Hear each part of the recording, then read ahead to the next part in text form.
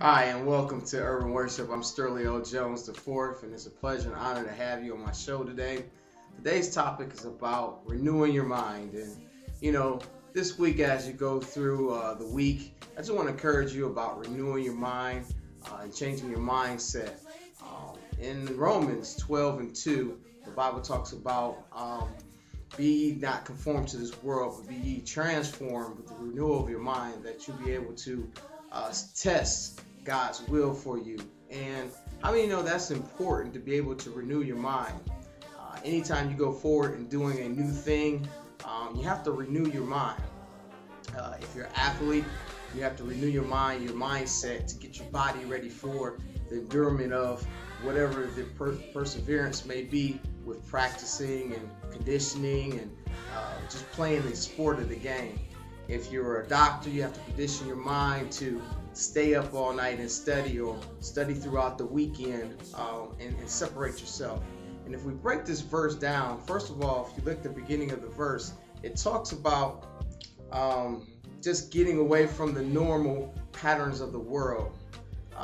And I think of a situation, or an example, a good example would be is just a child that's first learning how to swim. When you first learn how to swim with your child or adult, whatever it may be, if you're not familiar with the water, if you're scared of the water, people will tell you, you can't get in the water because you'll drown if you don't know how to swim.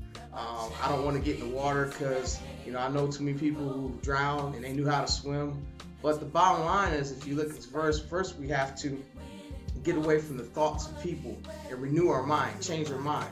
So that means we need to learn the laws of the water, the physics of the water, understand what the water does and how it can support us, how it can float, how we can swim underneath, swim on top of the water. And so that's a mindset that we have to change. And then you think about the second part of the verse where it says, change your mind, be renewed. Once you get in the water as a child and you find out that the water is friendly, that it's fun, that it can support you, that you can swim underneath, swim on top, and how the things that the world had said about the water, or those who are not swimmers, have that negative mentality and mindset wasn't changed. How now you can see the water in a different light. You can see swimming in a different light.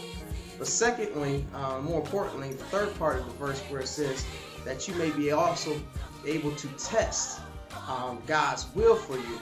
And if we take it from the example of a child learning how to swim, or someone new learning how to swim, once you get into that water, you start swimming and you get a feel for it. Now you're swimming underneath the water, like I said, you're on top of the water, you're floating, and everything that you heard, everything that you learned, now it's tested.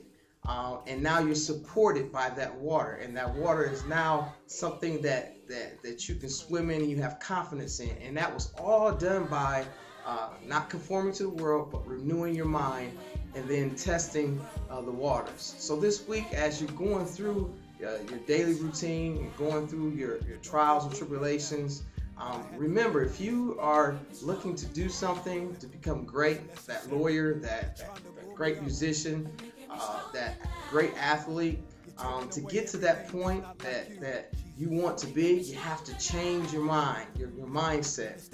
You can't keep doing things the same way.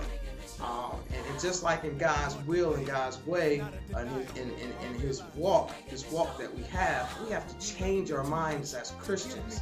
We can't be conformed to what the world has or what the world does, but we have to transform ourselves, renew our mind, think differently, look at the big picture, and then test God's will for us, and you'll find out that He has great things for you and I. So I challenge you this week to renew your mind.